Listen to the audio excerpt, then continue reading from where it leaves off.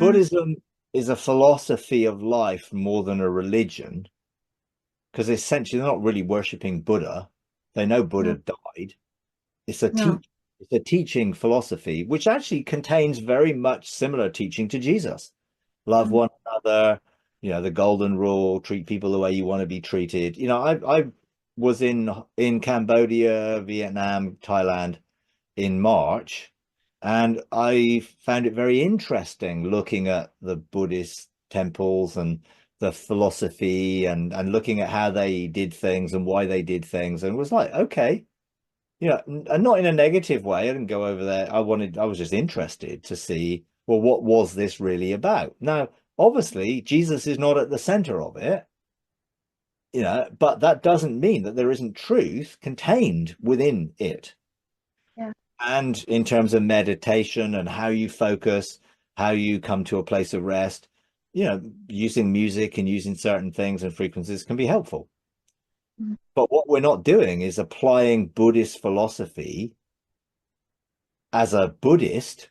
We're Mm. seeing truth is truth, and we're applying the truth as it comes from Jesus through Yeah. Jesus, not Yeah. through a Buddhist principle or anything else. And that is the difference.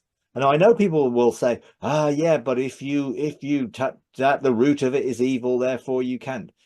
And at the end of the day, well, who said that the root of something is evil? Why wouldn't Jesus as the truth deposit truth in all sorts of places for people to discover, to ultimately help them discover him? Mm. And there is the story of a God who was crucified with a crown of thorns in the Hindu religion. Well, where did that come from? Well, I believe Jesus deposited it in there, that then when they heard the story of the crucifixion, they may be drawn towards Jesus. But we in a sense are engaging with Jesus, the truth, not through the philosophy that is being presented. And if certain music is helpful to you, you are essentially cleansing the music by using it with your intention for your good. The same thing would be, you know, back in the day, they were told not to eat meat sacrificed to idols. Well, why? Well, because they were afraid of being polluted by meat sacrificed to idols. And Paul was saying, well, the idols are nothing, they're just stone and wood. Well, what was behind it may be some demonic thing.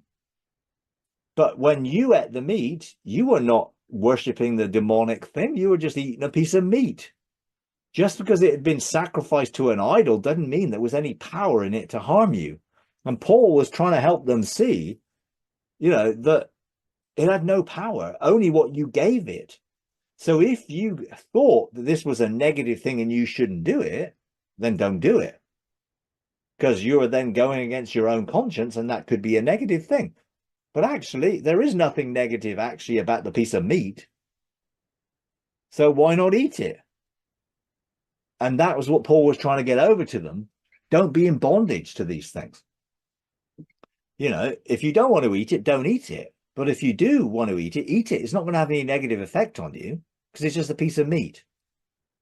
That was really what Paul was trying to get over to them. And the same would apply to these type of things when it comes to using frequencies and bowls and music and intention. But there is also a lot of good Christian stuff out there as well that also carries a good positive intention with sound and music, which has a embedded frequency in it. So for me, would I listen to Buddhist music when there's stuff I know I can engage in? Probably not. I wouldn't need to. Do I actually listen to music that way at all? Not really.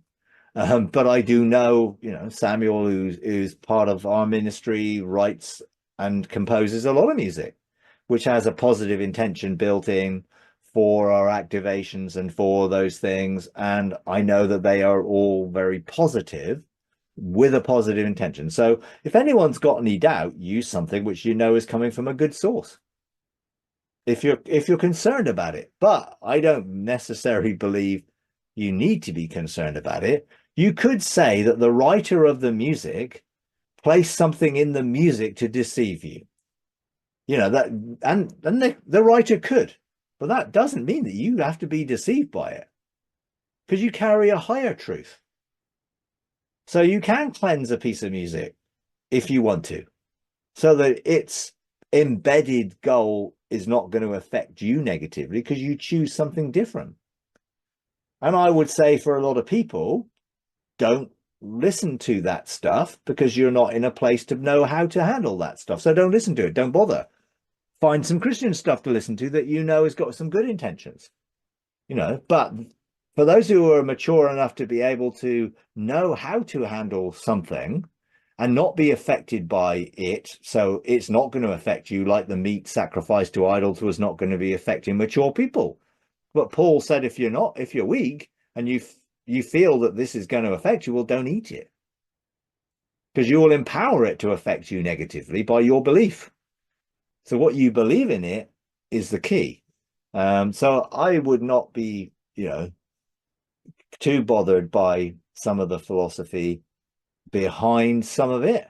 Would I buy into the whole, because no, Buddhist philosophy, no, because it believes in reincarnation. And I don't believe we are reincarnated, that we come back into another body and have another life to have another go at it.